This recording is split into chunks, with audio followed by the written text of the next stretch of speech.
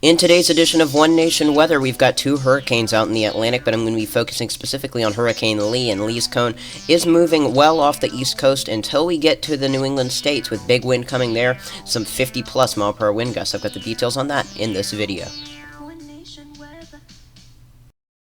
Alright, thank you so much for joining me. Here's a look at Lee's latest cone as it holds at major hurricane status as of the 5 p.m. advisory on Monday.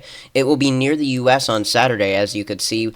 It is expected to still be a tropical hurricane, and why I say the word tropical, it is not expected to be a post-tropical entity Saturday afternoon as it's passing a few hundred miles east of Long Island, as well as the portions of Boston, Massachusetts. But that doesn't mean that we won't have a large system passing by, which means that we'll have some wind and rain to hit portions of New England. With tropical storm force winds expected to edge past the New England states Saturday and Sunday of this weekend, you could see there's a good 30 to 50% chance in some of those lighter green or yellow colors. So if you live in Cape Cod, we're going to see this push towards southern Maine. The graphic just goes 5 days out. That's why Maine doesn't have a higher chance of the tropical storm force winds. But I think we're going to have a good 50-50 shot of seeing some sustained tropical storm force winds from the coast of Massachusetts, curling around into Maine, as well as towards Nova Scotia and southern New Brunswick.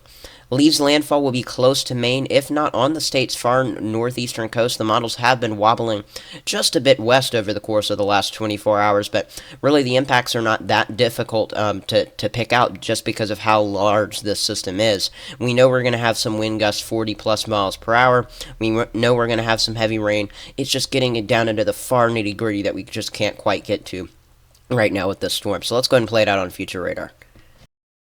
Alright, so we start here with the here and now. This is as I'm filming this Monday evening. You can see we've got a front well offshore now. We've also got a front pushing towards the southeast. The storm is going to try to thread the needle between those two fronts, but it's actually going to run into that second front. But really, now what I'm beginning to discover here is that this front is not really going to affect the storm as much as it initially looked like with these models. This front is a bit weaker. Yes, it's bringing cooler air to parts of the country that I covered in my video yesterday. Go ahead and check that out. You can see it's pushing on off towards the north, and it is going to pass well west of Bermuda, but still some rain as well as gusty winds to tropical storm force in Bermuda as well, similar to the skimming impacts we're going to have come up into New England.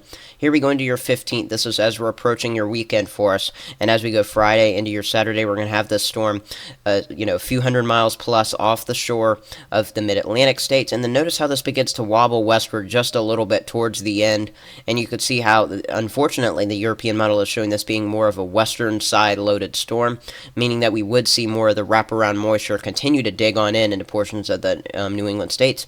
But notice how pretty much most of the interior New York, as well as interior portions of New England, really being pretty much unscathed by the storm system as it pushes through. But these fronts are also going to bring some heavy rain, so this will definitely bring an elevated flood risk, probably the level 3 or 4 flood risk, especially to portions of Maine as this pushes on in.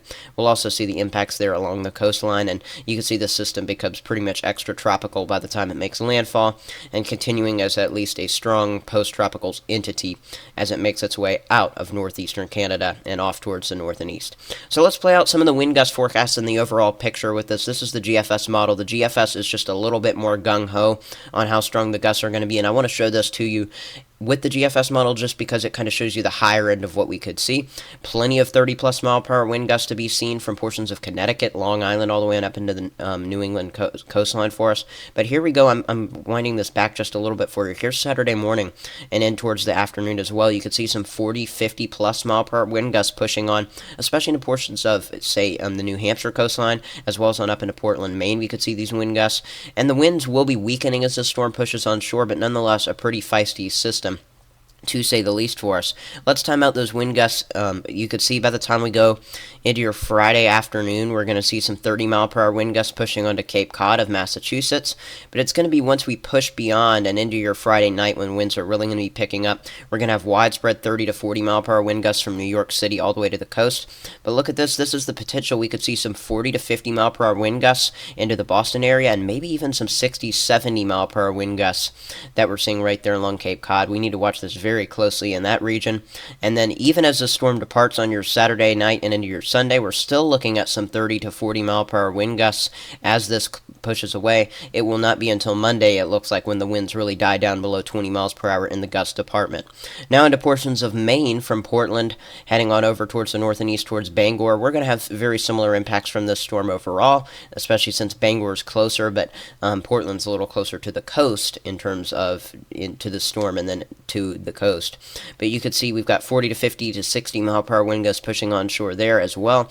This needs to be watched because you can get a severe thunderstorm that knocks down trees with very heavy rainfall and gusty winds of 40 to 60 miles per hour. But this is not a severe thunderstorm. This is prolonged 24-hour gusts of 40 to 60 miles per hour, as well as very heavy rainfall. You could see, really, this is going to be more of a wind event for portions of, the Massachusetts coastline, the New Hampshire coastline. Most of Long Island is expected to not get too much rain out of this, but we could see a good inch or two.